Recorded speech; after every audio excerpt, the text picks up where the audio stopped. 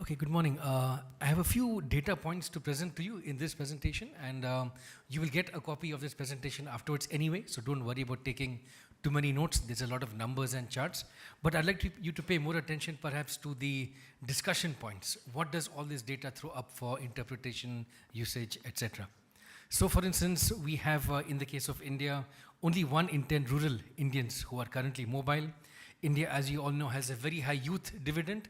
The median age in India is about 27 years, which means half of India's population is below 27 and half is above 27. So we have a humongous youth population in India, one of the highest overall numbers and concentrations of any country in the world. We also have big gaps. One of them is gender usage. Only one in 5 mobile Indians is a woman, and we'll take a look at some other data points as well.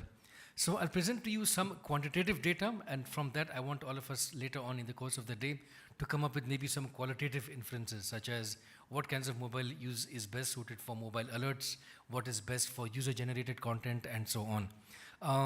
We also have gaps, for instance, in internet usage. Although we have a lot of people using mobile, it's not being used to the full extent possible for internet. There are a lot of implications here for government and civil society beyond just connectivity. All these numbers are good, but can quantitative change lead to qualitative change as well?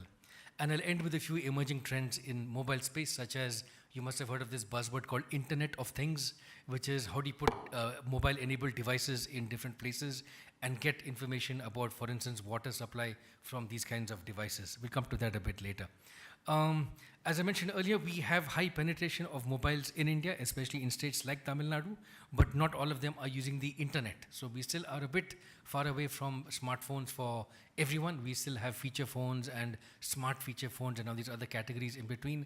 Another whole category opens up with things like tablets, which are being used more heavily in Indian educational institutes. So is there a new opportunity opening up through tablets and not just through mobile phones?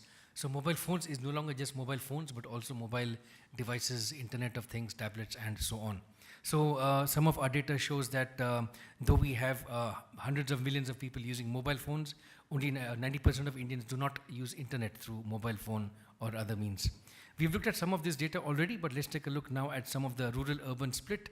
So you can see that there's an even split between rural and urban populations in Tamil Nadu. Among the population, you have 48% living in urban areas and 51% in rural. 17,371 villages are there in the state with a high literacy rate of about 80%, among the highest of any state in India. Again, I'll have this presentation shared with you so you can get all these numbers. Literacy, there is a bit of a 13% gap between men and women who are literate, and the hope is that maybe mobiles can create new kinds of opportunities for informal education outside of the classroom education and thereby bridge the literacy gap. Some other facts: the average annual rate of increase in internet subscribers in Tamil Nadu is 14%. You all know that it is the 11th largest in terms of manufacturing power, and every time I drive from Bangalore to Chennai and back, I'm amazed at how many new factories and towns, universities, etc. are coming up. We've already heard about mobile coverage across highways and railway links, etc. 4th largest contributor to GDP, etc. And here are some of the figures in terms of where Tamil Nadu compares to other parts of India. So I'm very optimistic that Tamil Nadu has a lot to teach other parts of India in terms of what can be done by using mobile phones. And I hope this workshop leaves very good lessons for people in other parts of India as well to share in terms of what can be done once you reach high levels of literacy and mobile penetration the way you do in Tamil Nadu. So here's the overall tele-density. As you can see, southern India is doing quite well in terms of tele-density. Overall tele-density in India, thanks in large part to the mobile wave of the last 10 years, has crossed about 75%. Tele-density was barely about 10% just 15, 20 years ago. And we're going all the way down to almost 100% penetration in some cities in India because many people have more than one mobile phone, more than one SIM card, etc. Here are some figures for rural and urban tele-density comparing Tamil Nadu, including Chennai, of course, and other parts of India. So you see a huge gap here between rural and urban in some parts of India, but not as much, perhaps in cities like Tamil Nadu. This is a different version of that pie chart I showed you earlier. Here are some figures in terms of additions and growths over the last 3-4 quarters. from September to December, for instance, and growth rate is sort of leveling off. It's about 1% growth only, which means a lot of people do have at least one mobile phone. Now the challenge is how to increase the value of that mobile device to go from a basic feature phone to an app-based smartphone, etc. So beyond just numbers of phones, we should now be looking at the different kinds of devices people are using, how heavy is the data usage of these, what kinds of applications, etc. In terms of subscriber base, you can see that 74.26 is the number of users here in Tamil Nadu, and I'm sure we'll get more data from our other operators. We've heard from BSNL, we will hear from, I guess, Vodafone and other operators also later on. And as you can see, there are only a few large players over here. It is more evenly distributed among mobile operators as compared to some other cities in India where maybe only 2 or 3 mobile operators dominate the whole thing. So this may be creating some challenges in terms of alliances and partnerships, because many civil society organizations form a partnership with one or more mobile operator. But here, if you want to cover all of Tamil Nadu, you've got to go to this whole list. So this may create some issues. We can discuss this in the afternoon. Let's take a look now at more of the usage, etc. What are people doing with it? What is the growth rates and so on? So the number of mobile subscribers per 100 inhabitants is 100. So this is more than 100. So it shows that a lot of people are using more than one device and so on. Here's the split between rural and urban. Male-female split is sort of even, but there's a big gap here. You can see there are many more rural users, but the penetration among the rural users is less. Okay, so this is a sort of a mixed bag over here. There's a bigger rural market there, but there's a lot more growth that can take place in terms of diffusion. In terms of internet penetration, an estimated 12% of the population is using the internet through a combination of mobile and landlines, such as cyber cafes, internet centers, and so on. So this obviously shows that there still is a big market, a big opportunity for shared services centers, information kiosks, and things of that sort. So we will see a lot of attention being paid to this model as well.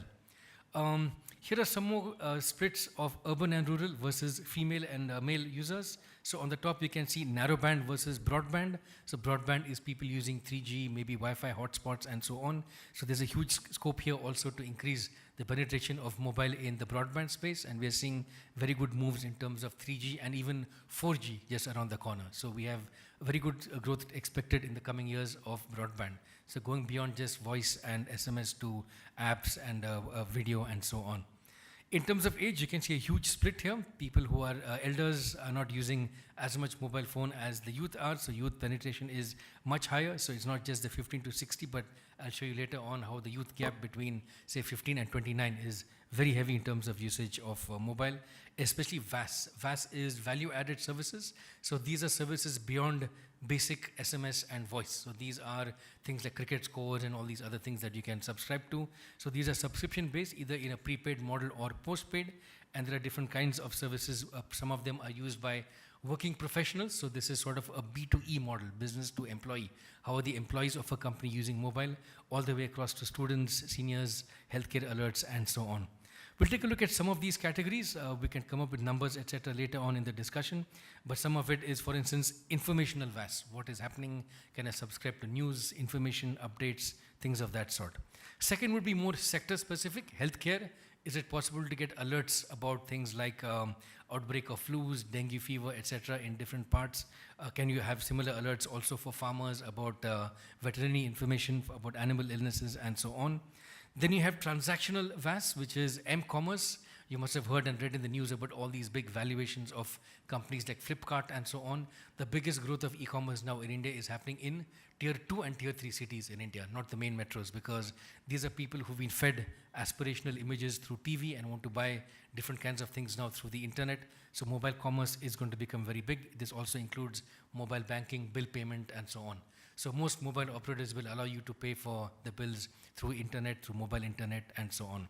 Then, of course, there's entertainment. This is the whole Hollywood, Bollywood, Tollywood kind of formula. So a lot of entertainment content is now being pushed through mobile.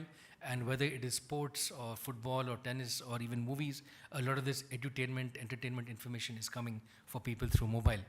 Many people also are using mobiles as upload devices. You'll be surprised to see how many auto rickshaw drivers now have mobile phones with an SD card, the small cards that are used to store information like in cameras. And in many roadside shops, you can take your SD card and get it topped up with all the latest movies and music, etc. And you can plug that into your auto rickshaw and then play it. So there's a whole parallel economy emerging of digital content, not online, but through small devices, chips, and things of that sort. So I'll end with some discussion points that we can bring up again in the next few sessions, especially the one after lunch, which is what are the impact areas of mobiles in terms of communication? One, of course, is, as mentioned earlier, just to talk to people, status updates of where are you, have you caught the train, have you missed the bus, etc. Information, which can be government information, etc. Then there is commerce and business, transactional information, a workflow built on top of a mobile phone, a smartphone. Entertainment, governance, we've heard examples now earlier on of how governments can use mobiles for education, healthcare, sanitation awareness, and so on, and all the way down to different kinds of models of communication. So now that you have a mobile phone, it is meant not just for what's called person-to-person messaging, but you can also do institutional broadcasts through alerts. You can do polling. You can ask people to take a quiz through SMS, and people can respond through IVR. There's a company called ZipDial, which allows you to do missed calls for surveys. So you can publish 2 numbers and tell people, if you want to say yes, give a missed call to this number. If you want to say no, give a missed call to the other number. And you can build up whole kinds of surveys of what do people feel about government schemes, about a conference, etc. You can also use it for workflow. I know many organizations, such as in the microfinance sector, who have the workflow of ledgers, management, etc., put onto a smartphone, and whenever they come back into mobile range, all this stuff is uploaded. So the cost of processing a transaction in microfinance is going down now thanks to mobile communications. Other models, of course, are content generation, such as crowdsourcing. You ask people to give you the content. So instead of you pushing information to citizens, you also allow them to push information back to you. And you can use this in real time through polling, crowdsourcing, etc. So based on this, a number of channels open up. One, of course, is IVR. Can you automate voice-based responses through IVR, SMS, apps, and these come in different configurations. One is B2C, so you and the citizens or you and consumers. The second is you and other institutional partners, so this is more business-to-business communication between government departments, for example, and between the employees of the organization and the managers of the organization. So we're seeing a lot of activity happening in this space also. Looking ahead, what do we see as important issues? One is, how are frontline workers engaged by using mobile phones? Can you build capacity among skills and habits, etc., of frontline workers by using SMS and other kinds of mobile education, for instance? How do you mix content generation and dissemination both in a top-down and a bottom-up model? A lot of early usage of mobile for development was more top-down, sort of replicating the broadcast model on interpersonal communication, but now there's a huge opportunity to use information the other way also, get data from citizens. This is also opening up very good areas for community forums, which is online discussion groups. Maybe at the end of this workshop, we can create, for example, an email discussion group about the outcome of this workshop. We can also do more offline meetups. Meetups sort of a combination of meetings and online communication. So a good example is a Twitter meetup. You tweet and discuss some things online, and then you meet up afterwards to take the actions ahead. I think some challenges up ahead of us are, one, research, how to do research in this space, how to build research capacity in students, in rural communities, and so on. I'm very happy we have many students and academics in this audience. How to build case studies, how to build professional, well-written case studies on what happened before, what happened during, and what happened after different kinds of ICT4D interventions. How to use mobiles in training and capacity building, how to unleash creativity. I think a lot of good ideas will come out in the discussion in this afternoon, but I would guess many good ideas will also come from outside the room, from people actually on the ground. So how do we build this capacity for creativity among users of mobile devices so they become actual content generators also? And I'll end with saying some other interesting trends emerging. We have some companies in this audience focusing on things like local language content, how to increase the strength of content in local languages in India, especially, for instance, in Tamil Nadu, how to come up with different tools which allow people to process audio, video content on a smartphone in their own language.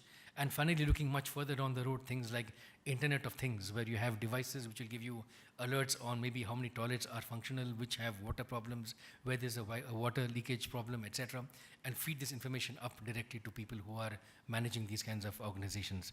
So these, in conclusion, are some of the discussion points. What are the impact areas? What are the communication models?